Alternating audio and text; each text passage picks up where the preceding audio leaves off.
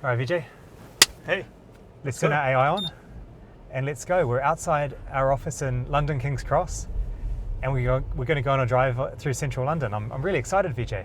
yeah, excited to be here with you. It's great to see you behind the wheel at the Wayve Foundation model driving us through London today. How are you feeling? Already we've got a minor to major turn coming out of the office. Now, of course, I've gone through extensive safety operator training that we do internally here at Wayve, but I just can't wait for our AI to be launched into products around the world. So look at us make this quite tight left turn. We've already got loads of traffic around us. This is what I love about London. There's something interesting in terms of a challenge for a driving model every few seconds. Okay, shall we talk about the system a bit? Yeah, what are we driving in today, Vijay? Yeah, so this is an end-to-end AI. So the platform is actually a Ford Marquis based vehicle on which we have our custom-built, internally developed Gen 2 platform. This particular configuration we are driving in today has images coming from 5 different cameras, and that's fed into an end-to-end trained foundational driving model, which produces actions many times a second, and that gets actuated.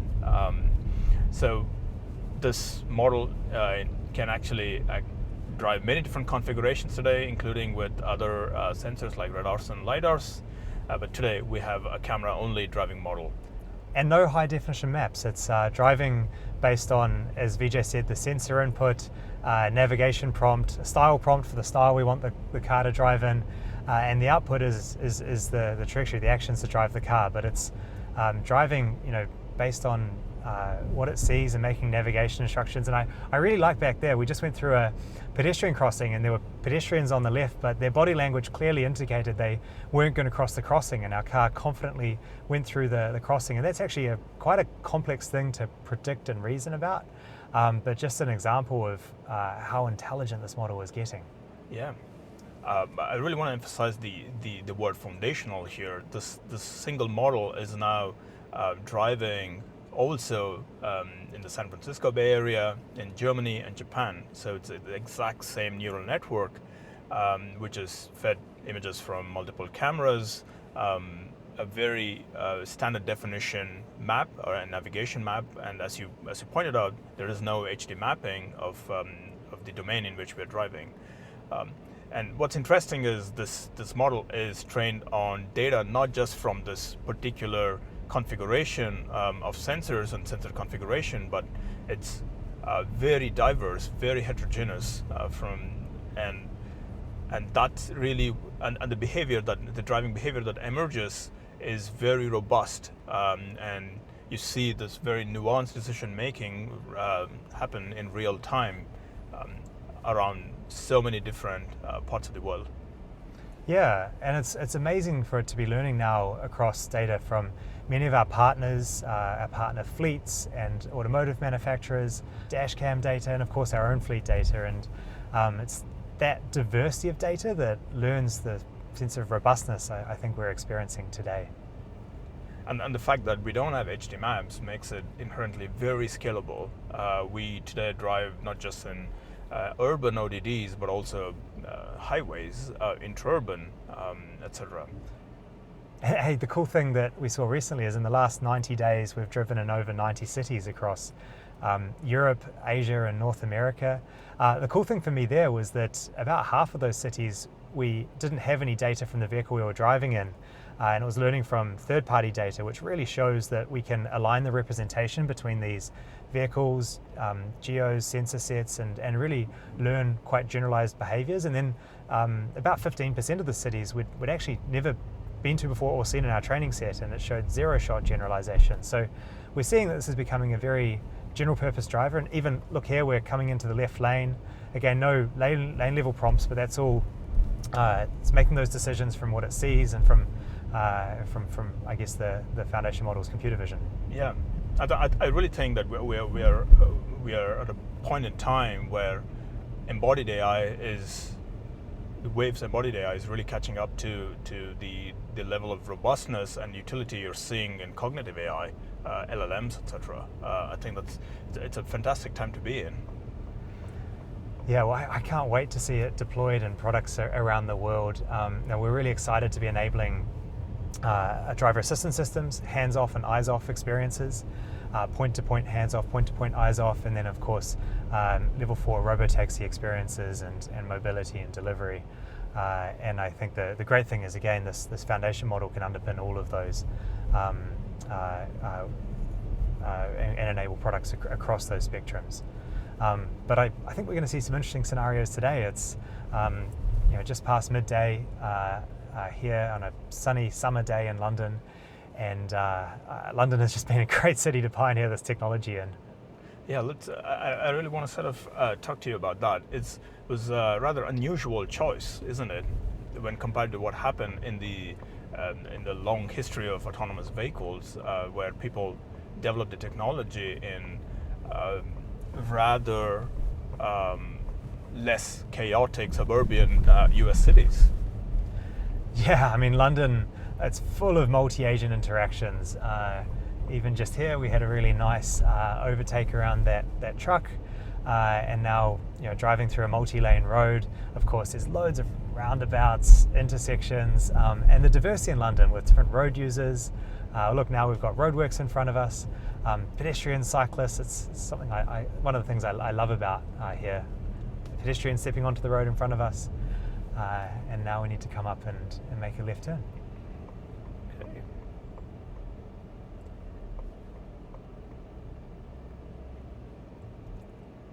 That's nice. So we safely moved over and made some room for that moped who overtook us, and now we've seen that the left turn lanes can let us turn left, and so but we're surrounded by some pretty busy traffic. No, that was so amazing. It's to handcode that would be near impossible. Yeah, so we'll make a left turn here.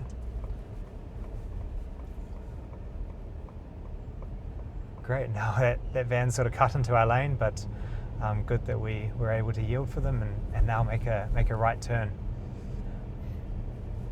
as we head past King's Cross, the heart of London's tech sector. We've just went past, I guess, Google and Meta and DeepMind's offices. It's really thriving part of the tech ecosystem here as we head further into central London. Cool. I want to sort of really talk about the journey we've been and to this point in time. We started 10 years ago. Yeah, we did. Trying to develop, we did develop an end-to-end architecture for doing road scene segmentation. That's really when we started looking at road scenes quite a bit, and you did some amazing work on real-time segmentation. And personally for me, a lot from that project and the segment paper sort of influenced this part of to be on the part of end-to-end AI for embodied decision making as well. What about you? Yeah, I remember. I mean, I've been working on robotics my whole life, and I remember coming to Cambridge University and being inspired and mentored by you, Vijay, as with what we saw became possible with end-to-end deep learning. So SegNet was quite nice. Natural driving around that car, and we're going to make a right turn. But yeah, we developed SegNet, which was an end-to-end learning system, one of the first for semantic segmentation. And for me, that was really inspiring because it was the first time I saw something become generalized. I'd spent so many years playing around with hand-coded robotic systems, and I remember we trained this segmentation system from about 350 images in Cambridge in the UK. And I remember going home to New Zealand and trying it on one of the roads near my family's house and seeing it could segment the cars, the sky, the road markings in an entirely new environment on the other side of the world. I mean, that really set off sparks in my mind. Yeah, it was really fun times. But you know what? Something which I'd like to talk about is, end-to-end embodied AI just didn't happen overnight. It's taken several breakthroughs to get us to this point. And I believe in the early days of Wayve, there was a lot of skepticism around end-to-end AI, and we've stayed true to the technology, the thesis of learning to make decisions many times a second through by specifying everything through data and the right training algorithms. But the algorithmic breakthroughs we had to make all sort of stacked up today to the performance we see today, right? Well, it's such a pleasure to have the opportunity to now scale it up, to take this from tens to hundreds of petabytes of training data to really build, I think, leading scale of embodied AI models, and not only scale it up, but also launch a product and bring the benefits of autonomy to people around the world. But for me, the future of robotics should be intelligent machines that have the ability to make their own decisions, the ability to be trusted to operate in environments that are as complex as the world that we live in. And when we started Wayve in 2017, at the time there were a few multi-billion-dollar funded companies that were pursuing autonomous driving and claiming it was going to be a year or two away. But these systems that were built with a lot of infrastructure, maybe hardware that made it too expensive to scale, and of course an approach that relied on perception and I guess hand-coded rules. This for me wasn't the future of robotics, and to be able to, from the very beginning, we built the company to pioneer end-to-end learning systems that could bring the level of intelligence onto a car that allows you to, frankly, operate on roads like this, with the complexity of these roads, not following a high-definition map, but being able to navigate through, like, even the context of, like, look at this bus on our right. It's it was kind of perturbing into our lane, and so the way that we have to move and respond to all of the context around us requires a really high level of intelligence, and fundamentally that's what I think we need to put into autonomous vehicles to make them safe, scalable, and trusted. True. And there's just one more aspect which I think you've mentioned several times. For this technology, which is based on models' emergent behaviors and the foundational training, etc., also needs to have social acceptance. So one thing which I'm feeling from this ride is really how comfortable it feels and how human-like it feels in terms of decision making. I think, and that goes a long way in terms of society accepting this technology across various levels of autonomy, of course. Yeah, I mean the way that we're courteous and yield for other drivers, the way that we nudge or negotiate our way through multi-agent scenarios, and of course adhere to all road rules and regulations while also keeping the traffic flowing. I think this is a really complex decision-making problem that really does require end-to-end learning, but ultimately it's all about generalization, because you're never going to see every scenario that you'll encounter in your training set. And so by definition, that means that for autonomous driving, the big problem is for the industry is dealing with the long tail of edge cases. And by definition, you've got to deal with scenarios you've never encountered before. And so that comes down to how well can your system generalize? How well can it deal with scenarios it hasn't seen before and learn general purpose behaviors that can apply to unexpected things? And that's, there's nothing better for that than end-to-end learning, which is, I think, what we're seeing here.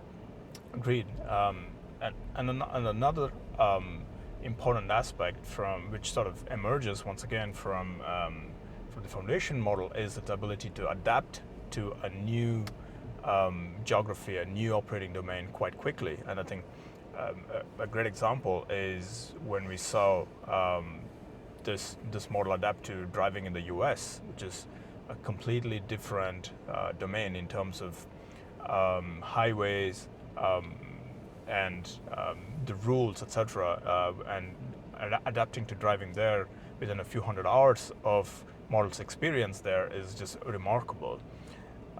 So my view is, the where we stand today, where foundation models for embodied AI, the ones we are driving in today, really offer one single point where, with large amount of data and the right training algorithms, you can really address various levels of autonomy through as behavior sort of emerge robustly. And that is the right way to build the future of autonomous driving products. Yeah, I agree. I quite like the model that's emerging, where we've got one centralized foundation model. It's deals with multi-sensor input, multi-architecture, multi-output. So learns different tasks from, of course, driving to safety tasks, to, of course, perception and other things. And this multimodal foundation model, of course, we can distill it down to lean sensing and hardware for different active safety or driver assistance applications, or of course beef up the model to enable driverless or eyes-off level 3 applications. But ultimately it's learning from all the experience it gains from across the range of these products, across the very, very diverse deployments like we've had across Europe, Asia and North America, and hopefully some other places around the world soon too. Really cool. So what are we going to see here? We're coming deeper into London. Got an unprotected right turn coming up. That'll be interesting. And then and even this scene, it's so chaotic in the sense of we just saw cyclists overtake, jaywalking. Every few seconds you have something quite unexpected, and the model needs to. The only way the model is able to do this well is its ability to generalize to various situations like this.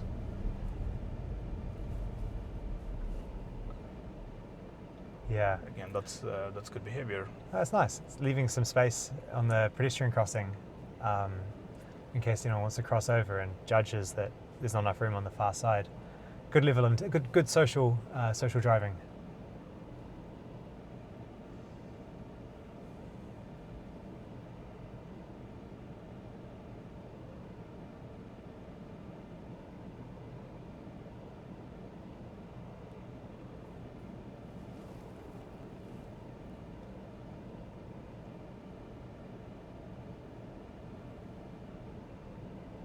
There's some pretty exciting things that embodied AI is going to be able to do to transform the cities we live in.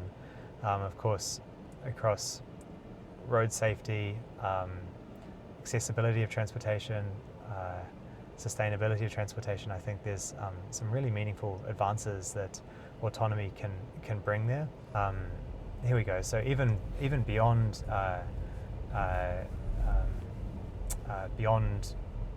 road safety, I think we're going to see embodied AI really benefit many different forms of robotics. I think autonomous driving is going to be the first. It's amazing today that we have manufacturers building at really mass scale vehicles that have the inbuilt equipment to run this kind of AI. They have powerful GPUs, surround sensors, the right levels of redundancy in the electrical architecture that can enable this kind of autonomy. And so I'm really excited about that. And then, of course, I think we'll see these kind of machines built for many other applications in the future that can really really give us time back and help help empower us in many different physical tasks around the world, starting with driving. Yeah, it feels like the right time where you have algorithms for training foundational embodied AI models are all working. We have the right onboard compute, which is coming up. Vijay, here we've got an unprotected right turn. There we go. Let's see how we do here. So we've got to judge a gap to be able to turn across oncoming traffic.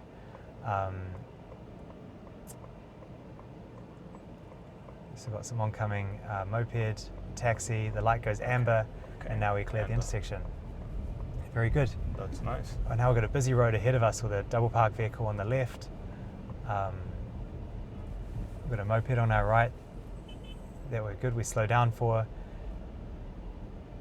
And even you can see here, like the right wheels of the vehicle are slightly over the centre line of the road, but that's the natural thing to do to get around the obstacles and to and you have a keep row driving. of bikes parked on the left. Exactly. So that is necessary to do, necessary to feel safe.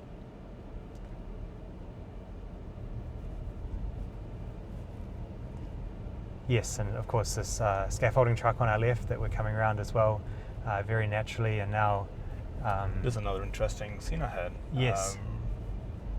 So we have a vehicle parked to let us go past, and the model did what a human would do.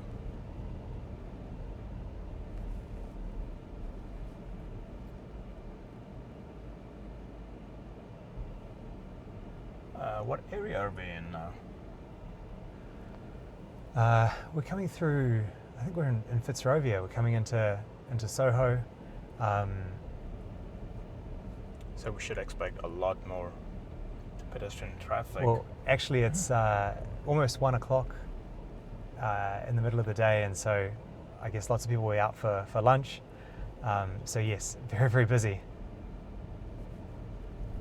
Okay, there you see another interesting thing on roll, a car which possibly made an interesting turn. U-turn in front of us. Yeah. Yeah.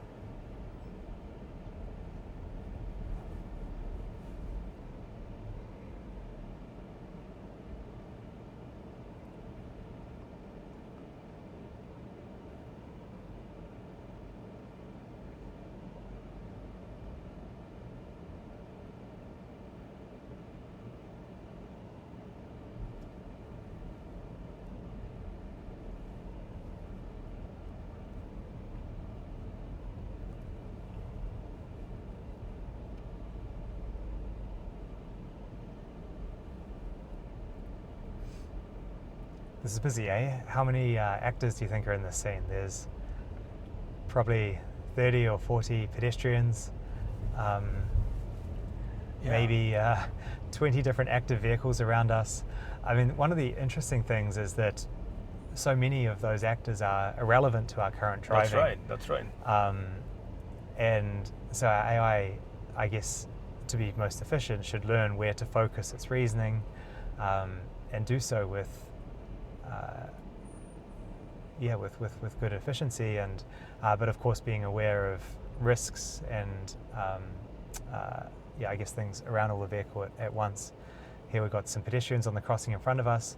I guess we've got to predict who will step on the crossing, who won't, and then when it's clear and safe to do so, proceed through. Nice. Which is good. Yeah, you made a really interesting point there. So, recognizing every actor in the scene is not the end goal. Slowing down for this pedestrian stepping out in front of us, which is good. We predicted them and detected them stepping out from that occlusion. What's coming up? We have a left turn. Yeah, as we come up to Russell Square. If anyone knows this place in London. It only gets more busy from this point on. Spot on.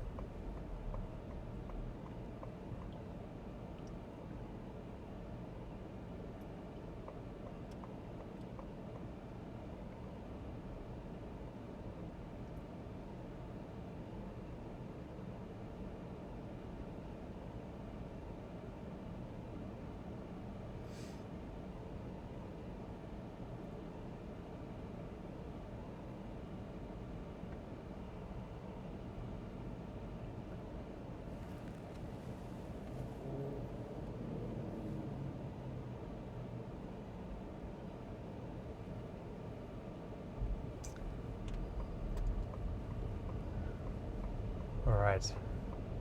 It's a very smooth takeoff at a green, and we are encountering another interesting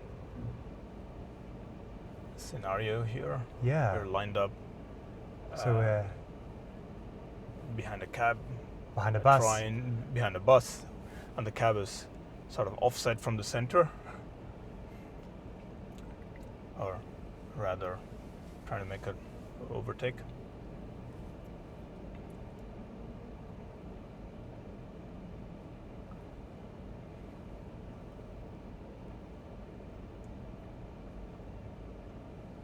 The pedestrians from every direction. Yes. Jaywalking. Got one right in front of us now that when they're clear, we're going to come through, which is good.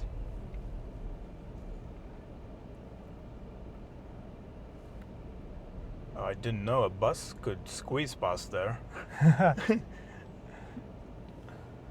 Okay, now we've got an unprotected turn. Let's see. So pause for this car to pass and then make the turn. That was some pretty good negotiation. That's really impressive. Very natural and human-like, right? Yes. When we were blocked from changing lanes, we sort of kept going, found a space, indicated, and when that truck gave us room, moved right, and then negotiated our way through, and then made the unprotected turn. Fantastic.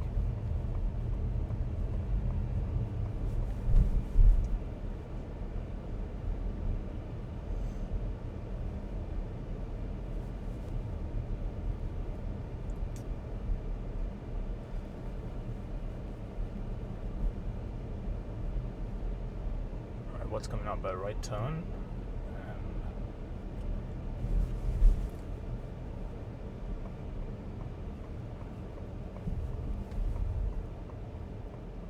There's a lot of signage which the model needs to learn to ignore as well. Yes. And here you go, yet another large vehicle blocking the path.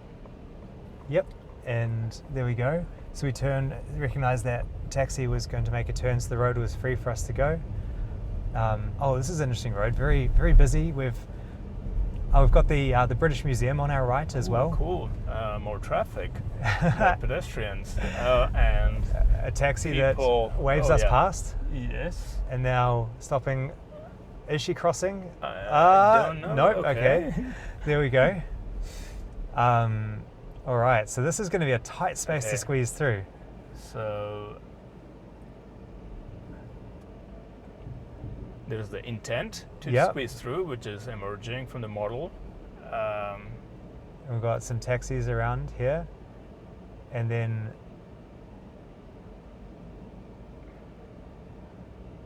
okay.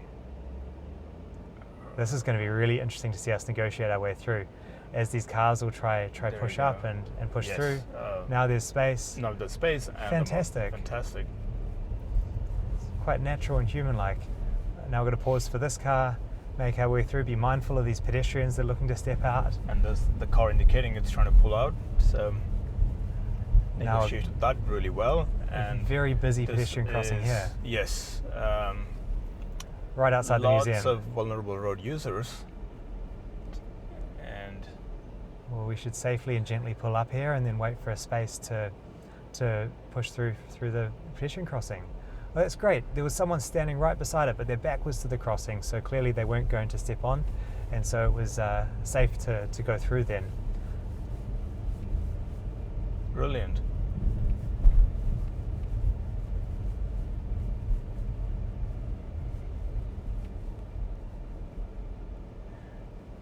And we're going to make a left at this intersection.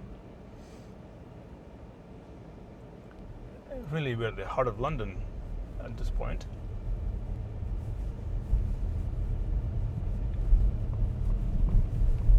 Okay.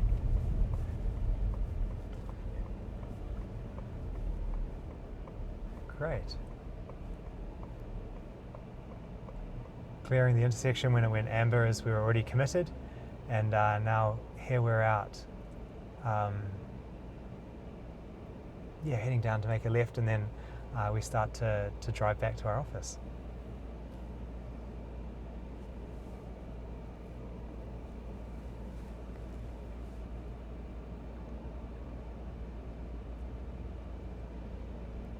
You have cyclists to watch out for, overtaking on the left.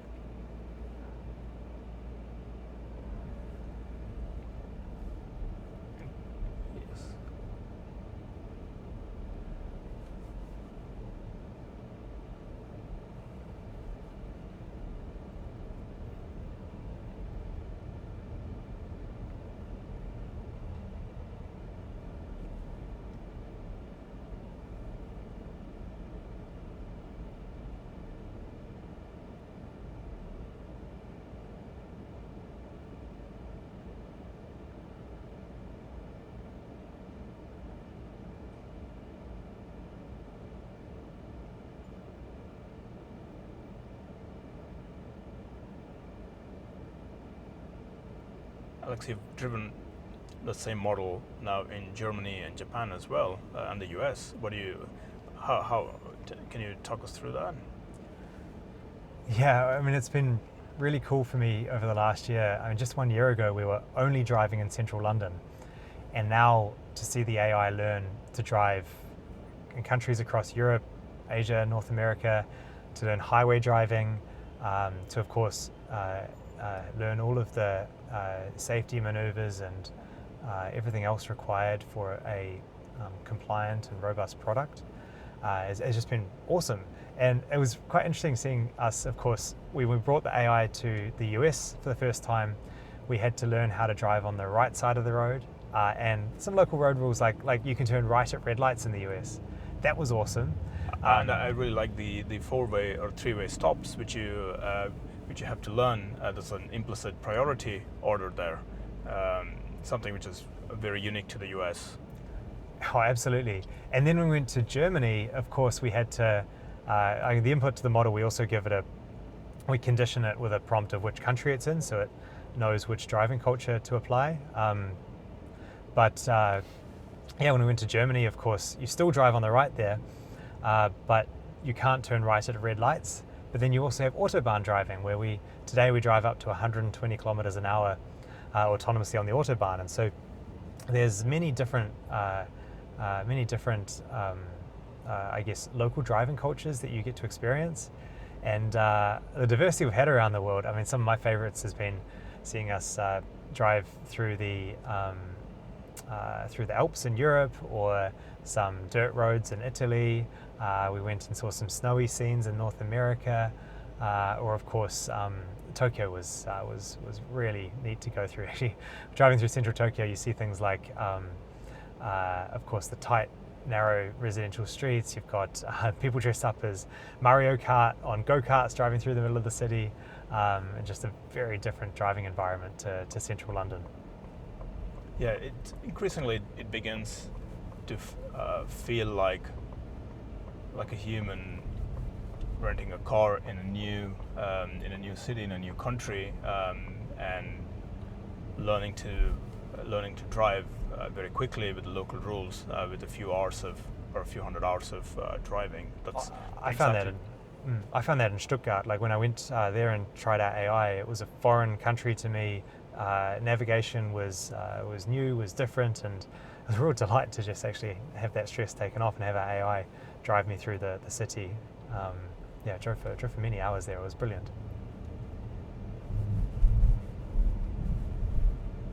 I can't wait to take this to different countries and experience it myself. But what is also interesting, what's coming, is also functionalities like parking, which I think is people feel that to be quite stressful, and the moral ability to do that, I'm really anticipating that will also be an emergent behavior, also specified by data, and that's a very important feature.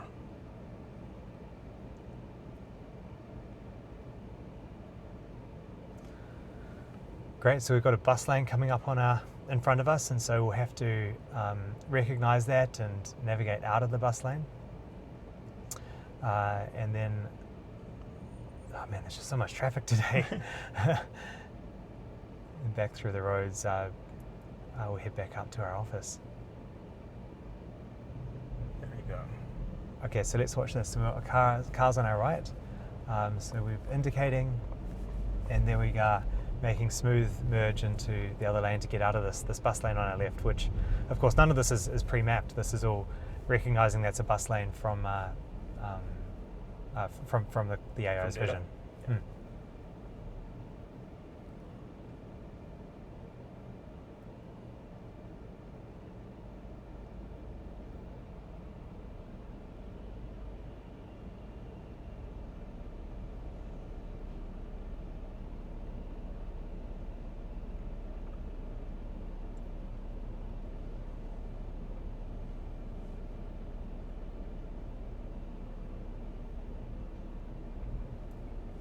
That was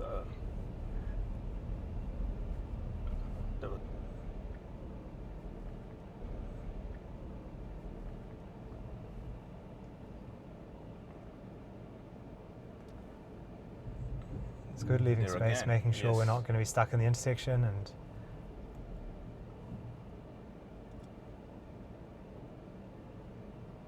as these cars start to move forward in their space, we should, there we go, start moving very naturally. Beautiful. Yeah, it makes you feel very safe when you're being driven around by the AI.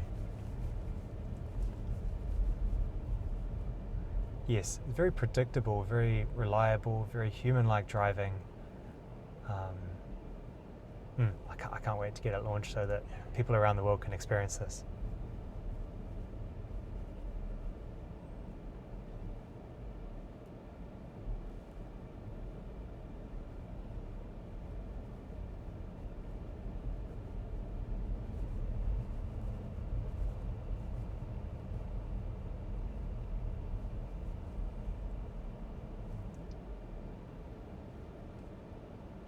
And what's interesting is no matter how many times you drive through the same streets, you can't memorize them. Every single time it's different. The objects, the dynamic objects, the interactions, they're all different. So the model ability to generalize is really what is so impressive here.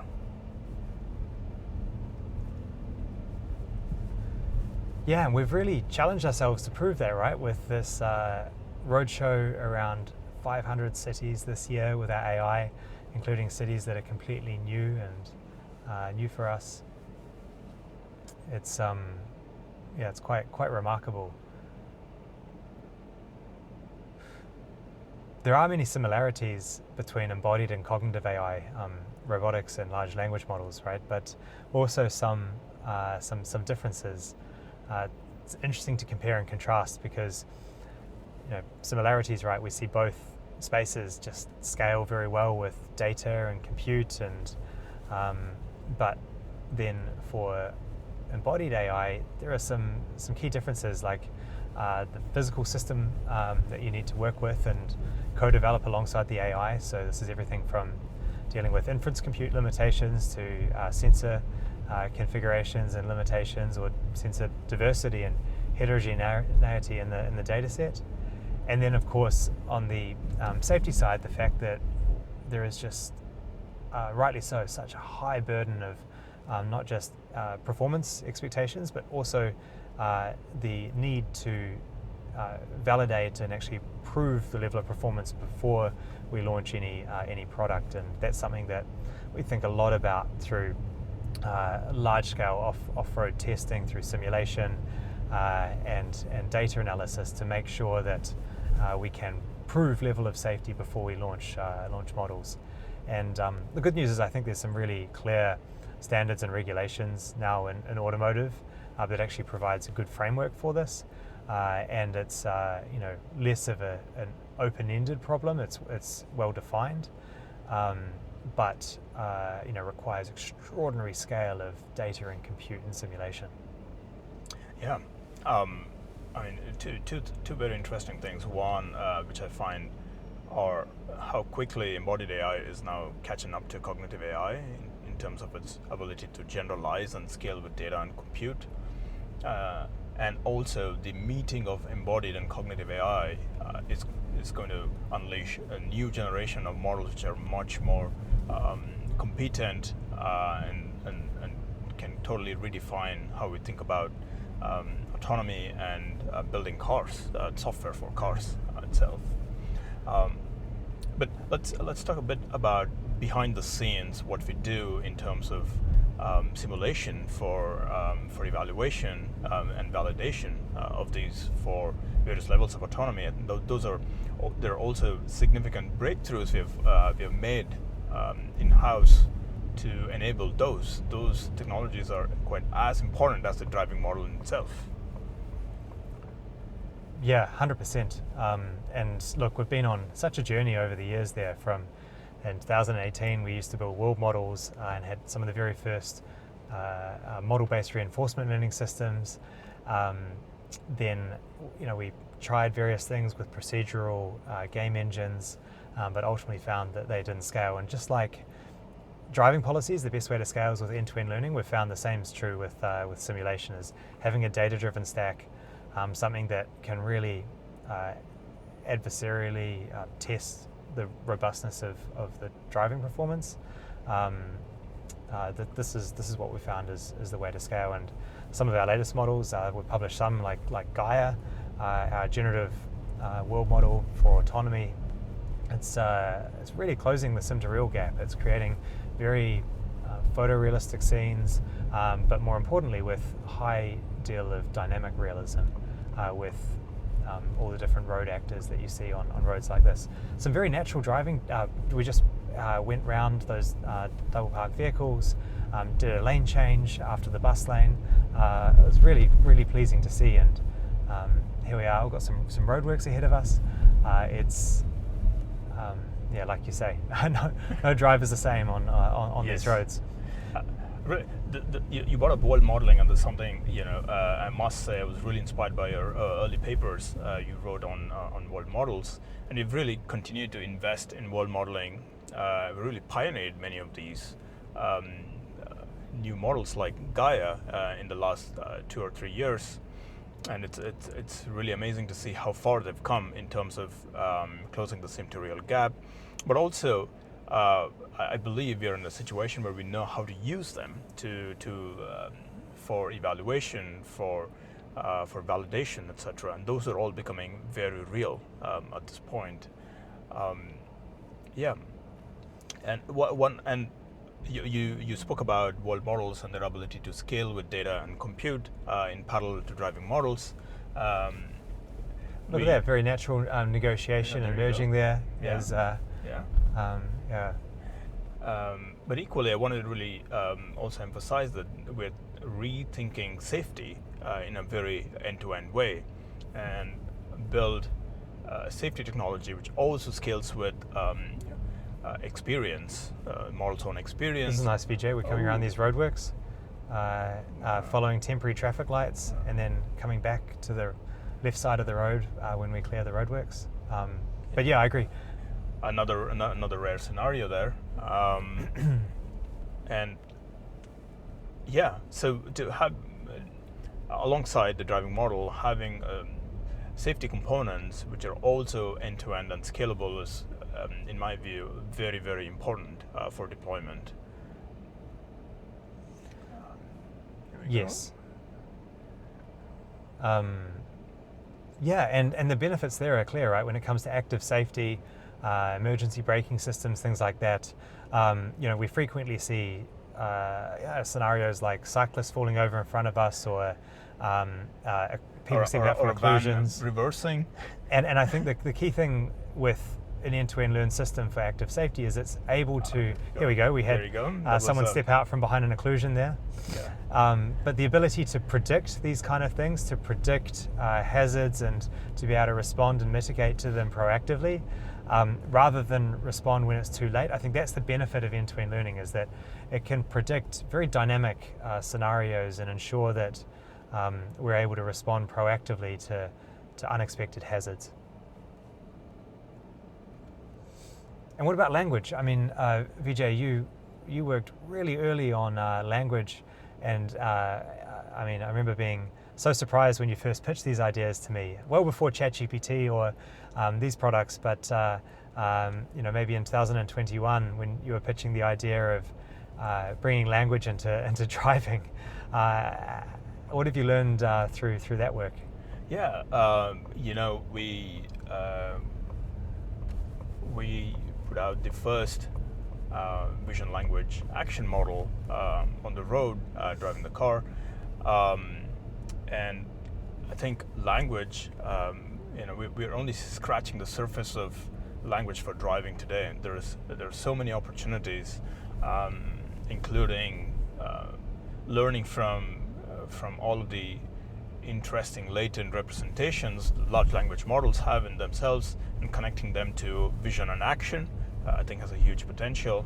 But also having one model, onboard model, controlling the entire car, whether it be the driving model or safety, or for explainability, or for navigation, etc. All of this has immense potential, and we continue to invest quite deeply into language. Yeah, I agree. But even just from a representation perspective, I remember, it's some really interesting scenarios you see, like responding to hand gestures or lights or things like this from other cars, and something that AI was not responding to until after we started to bring language in the representation, and then it really started to enable these kind of things. And I think and the fact that you can drive and explain your decisions really quite resonates with people. Well, the Lingo 2 model that we did last year was a neat example of that, where it was able to drive a car and narrate its driving. I mean, a bit like how I've been doing on this trip while it drives. And I think that opens up, as you say, some neat product applications where you can create a chauffeur experience where you can talk to your AI, ask it questions, why is it doing what it's doing, or ask it what you want it to do next, which is quite a neat result. It'll make autonomous driving be much more interactive, allow you to delegate tasks to the embodied AI, and of course not just be stuck on invisible railway tracks, but actually have a fluid driving experience.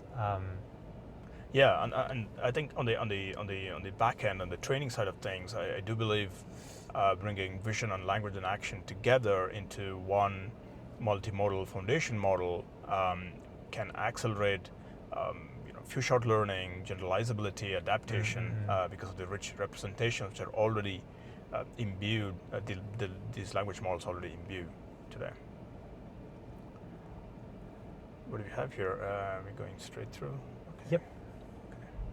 Yeah, so now we're coming into Islington and heading through, Barnsbury, near Caledonian Road, before we head back to our King's Cross office. So now we get to see, we've been through central London, now we get to see a bit more of residential roads. We should see, perhaps we'll see some roundabouts, some more residential streets, still lots of traffic around today. I'm really glad we went out in the middle of the day. It's made this drive very interesting, Vijay. Oh yes. There's so many interesting, challenging scenarios which would, in my view, challenge humans. But the model seemed to handle it with grace, with confidence. I've always felt very comfortable in the seat.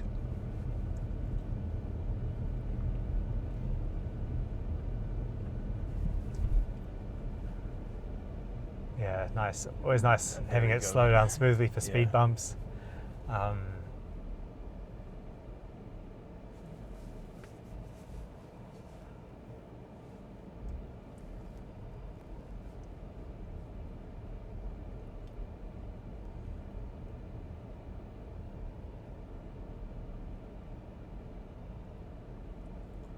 Okay, this is interesting. We've got a bus, all the cars are going around. I wonder how we'll navigate it. Is it going to be safe to pass the car, or now we've got a student stepping out, and so we decide to abort the overtake because, of course, now the bus is coming out. It's quite natural, but again, really important to keep the traffic flowing. That if there's a bus stopping, that is true. You don't necessarily stop and wait and hold up traffic, but if it's safe to do so, can naturally overtake it.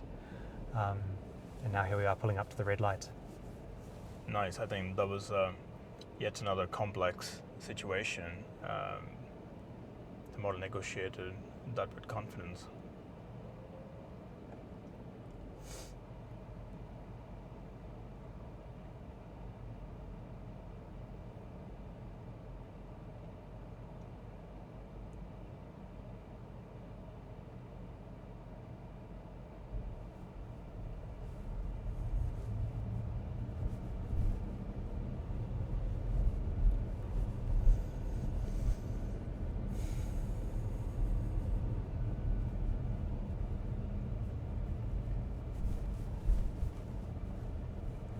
Alex, you've been behind the wheel for almost 40 minutes now. How do you feel? Oh, of course, I'm attentive. I'm monitoring the system as this is still a development vehicle. But honestly, it's been confidence inspiring. There's been pretty complex navigation scenarios through the route so far. No disengagements, no need for me to intervene. Now we've got some pedestrians that are coming on the right here that we're safely slowing down for. But just the whole way through, it's not only has it been safe and reliable, but smooth and as a result, like quite predictable and human-like, and so that's meant that from my perspective, I felt very comfortable monitoring the system, very comfortable understanding what it's going to do next. It's been a really good experience. We just saw the pedestrian, the previous crossing waiver task. It's really encouraging to see humans react to the model as if it's another human. I mean, humans outside on the road reacting to this as if it's another human driving. It's really pleasing to see that. And even for this technology being brought out as driver assistance, I think in a couple of years' time, we're going to see most vehicles you buy have this kind of capability where we aim to see our foundation model empower products across the automotive sector from the leading brands around the world to enable them to build this kind of hands-off or next eyes-off driving experience. And what that'll do to improving road safety. Of course, these models are attentive all the time around the vehicle and have had countless more experience than we've had learning to drive. So I think improving road safety and then also giving time back and freeing up time from your drive and just making roads a lot more, healthy for other road users. I think this is going to be a huge impact to the cities that we live in. And then of course with autonomous robotaxis and delivery applications, this is just opening up a whole nother transportation mode that will benefit cities like London through increased accessibility of transportation, of course improved reliability, safety, hygiene, and fundamentally a safe and reliable service. But what have we got here? Oh my! This is a double roundabout. Okay. So we're gonna have to go around this first one. Only in London, right? Yes. And now a second roundabout. Good stuff. Yeah, it's all going to unfold into products very quickly. That's super exciting, and the ability of the model to learn from all of that data and improve rapidly and to create much safer driving technologies and safety for road users it's really inspiring, actually. And I think our foundation model can empower all those products.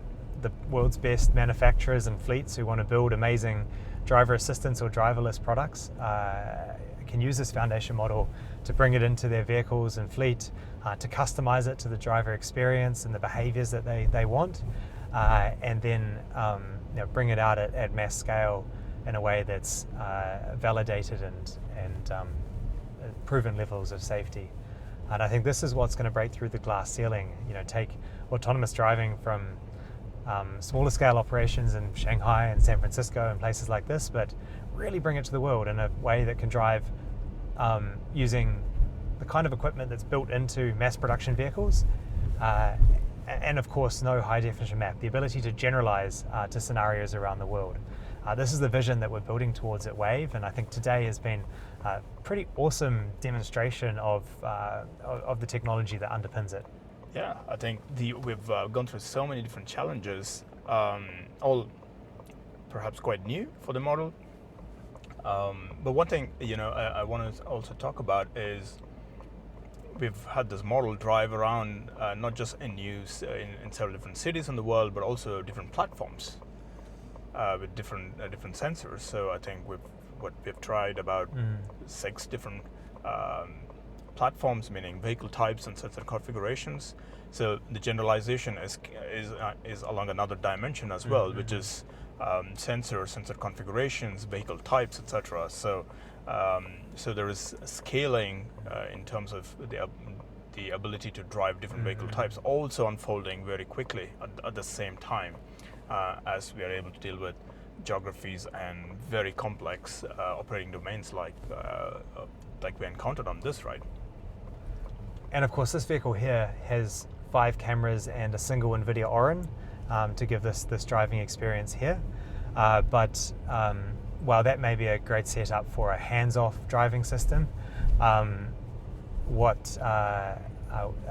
if you're building a eyes-off or a driverless system, in the short term, I think it's going to be prudent to work with redundant sensing modalities. So, we're really excited to be working on platforms that have camera, radar, surround camera, surround radar, and forward-facing LiDAR. I think this is a pretty good target platform for a level 3 or a level 4 application, an eyes-off or a driverless application. I think that a foundation model on that kind of platform it'll have the level of redundancy I think you need, and also the multi-modes of sensing modalities, of course, just improve the robustness when it comes to edge case scenarios. But ultimately, whether it's a product with cameras, camera radar, LiDAR, our model is learning to understand what those sensor configurations can and can't see, and what the blind spots are, and what is a safe decision to make for that vehicle. And that platform can underpin all those products. I think what's important to sort of say out loud is it's important to train one model which can consume different various amounts of cameras, varying amounts of cameras plus other sensors as well. So any combination which is meaningful for a particular operating domain should be accommodated within one model, and this is what we're trying to. This is what Wayve's foundation model is all about. This is quite nice. We had Vijay, but we had that gap there on the right, but there was a pedestrian on the crossing. That's right. Even though there was a gap from the oncoming vehicle, we decided not to go, and now you can see that this car is letting us go in the row of traffic. So we've nudged through there and then pausing for this pedestrian. So that was really nice. A good example of multi-agent interaction where that car slowed down, indicated we should go ahead of it. We turned through, yielded for the pedestrian, and then came through onto this road. I was really pleased with how our AI navigated that scenario. So here again is another one where we paused or we stopped to let the other road users before we nudge our way through, right? Yes. Otherwise, if we were just stopped there, we might be stuck for ages, but we've nudged our way through and that car kindly let us through. It was good to see. Yeah. Going back to the foundation model point, it is one model which is able to learn from various different configurations of inputs, including when we have radars and LiDARs as well. This road is busy. This guy's waving kindly to us.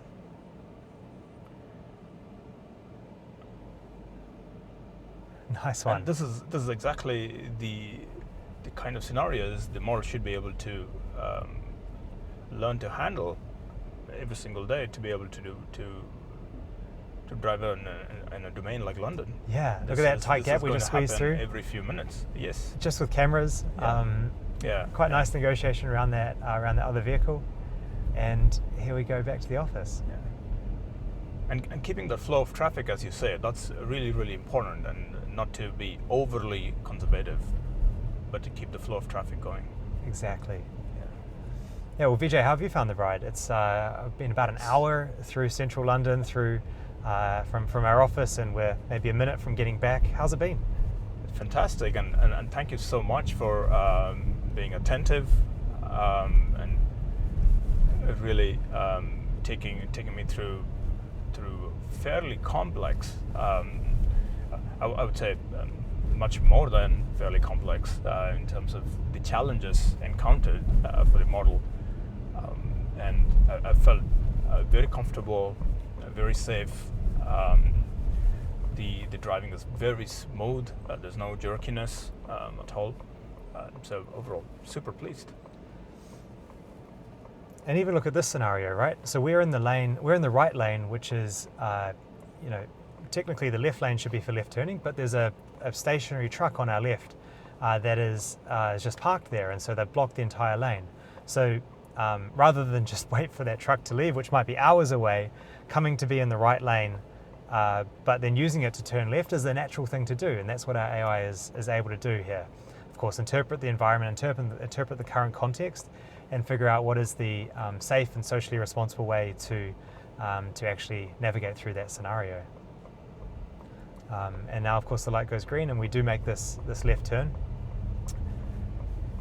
And here we go, coming to the office. We wanted to make this because, I mean, we get the pleasure of driving in our AI and seeing it learn over the years. I come out multiple times a week in our car, and it's just so awesome to see the capabilities. And so, hoping this experience can be a chance to really show what this driving experience is like as we turn back into Talyard Road, and here's our office on the left.